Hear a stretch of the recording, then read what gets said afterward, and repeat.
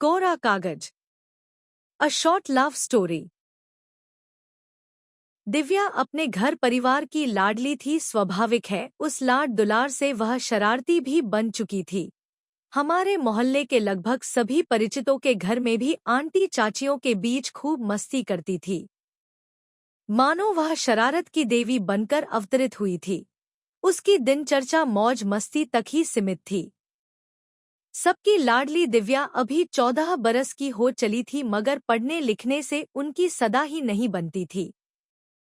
घर में उसके सबसे सच्चे मित्र दादाजी ही थे। जो कुछ पढ़ा सीखा वो दादाजी की बातें ही थी।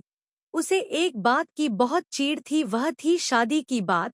मगर दादाजी को यही बात बहुत भाती थी। वे अक्सर दिव्या के सामने शादी की बात करते थे, जिससे वह इतनी नाराज हो जाती थी जैसे आज ही उसके फेरे हैं।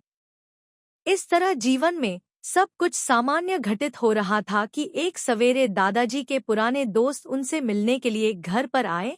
दिव्या भी घर पर थी। घर के संस्कारों के मुताबिक उसने पांव छुए और पानी लाकर दिया। तभी दादाजी कहते हैं, बेटा इन्हें जानते हो, ये मेरे चूर्ण वाले साथी हैं। दादाजी की इस बात को सुनकर दिव्या खिलखिलाकर हंसने लगी।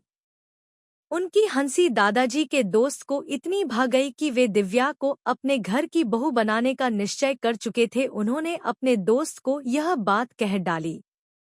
दादाजी के लिए यह घर बैठे गंगा आई जैसी बात थी। वे अपनी लाडली के रिश्ते के लिए हमेशा चिंतित रहते थे। उनके दोस्त से बढ़कर अच्छा समधी कोई नहीं हो सकता था। अगली पंचमी तिथि को दिव्या की शादी करने का निश्चय किया। जब यह बात उसके कानों में पड़ी तो वह रोए जा रही थी, मानो उसके प्रिय दादाजी ही उसे घर छुड़वाने पर तुले हैं। इस सब की आस घरवालों को भी थी। दिव्या में भी इतनी समझ तो थी कि शादी का मतलब अपने घर को छोड़कर सदैव के लिए पति के घर रहना पड़ेगा। इस तरह दोनों की शादी बड़े धूमधाम से हुई। शादी के बाद पति पत्नी पहली बार मिले और अगले दिन दिव्या के पिता बेटी को लेने के लिए आए। इस तरह गृहस्थ जीवन चलता रहा। दिव्या कभी अपने ससुराल तो कभी मायके आती जाती और जिंदगी चल रही थी। दिव्या और उसके पति के बीच अक्सर बच्चों की तरह कहासुनी होती रहती थी। एक दिन दोनों झगड़कर एक दूजे से रूठे बैठे ही थे कि दिव्या के पिताजी उसे लेने आ गए। दिव्या अपने मायके जाते हुए पति से कहने लगी, अब कभी ना आओगी आपके घर। थोड़ा नाराज पति कहता है, तो मन आना जब तक ना बुलाऊं। दिव्या जवाब देती है, तो मुझे क्या पता चलेगा कि आपने बुलाया है।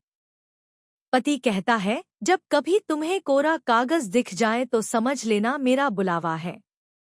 इस तरह सभी घरवालों के साथ दिव्या का कुछ वक्त अच्छे से व्यतीत होता है। जब कोई उससे उनके पति के बारे में पूछता तो वह कहती है, अच्छे हैं मगर थोड़े बुद्धू हैं। यह सुनकर सब हंस पड़ते थे। मायके रहते 2 हफ्ते ही हुए थे कि ससुर जी दिव्या को लेने आ गए। उसने कुछ दिन और ठहरने की इच्छा जताई, पर ससुर जी ने भी बात रखने के लिए कुछ दिन और रुकने का कह दिया। कुछ ही दिन बीते थे कि दिव्या को लेने उनके जेठ जी आते हैं। लंबा समय बीतने के साथ ही दिव्या को भी अपने ससुराल की याद आने लगी, मगर अभी भी वह उस कोरे कागज के संकेत का इंतजार कर रही थी। वह अपनी माँ के पास गई और किसी तरह बहाना कर ससुराल नहीं गई। आखिर में माँ की नहीं मानने पर भी जेठ जी को वापस जाना पड़ा। दिव्या के ससुराल और मायके दोनों तरह के लोग परेशान थे। उन्हें समझ नहीं आ रहा था कि आखिर मामला क्या है। दिव्या क्यों नहीं अपने ससुराल जाती है। माता पिता भाई सभी ने उसे खूब समझाने के यत्न किए, मगर वह किसी की भी सुनने को तैयार नहीं थी। ससुराल में जब दिव्या के न आने की चर्चा बढ़ने लगी तो दिव्या के पति ने स्वतः ही कोरे कागज वाली कहानी सभी को बता दी। बस फिर क्या था, दिव्या के ससुर जी अगले ही दिन एक कोरा कागज लेकर दिव्या को लेने आ गए। उसे भी कागज का इंतजार था। वह कागज को देखते ही उस पर अपने पति का नाम लिखकर अपना सामान बांधकर अगले दिन अपने ससुर जी के साथ पति के घर चली गई। दिव्या का पति भी इस घटना से बेहद मर्मज्ञ हो चुका था। इस तरह दिव्या को अपने मनचाहे पति देव पुनः प्राप्त हो गए। दोनों ने मिलकर खूब बातें की। आज भी वे खुशी से जीवन व्यतीत करते हैं।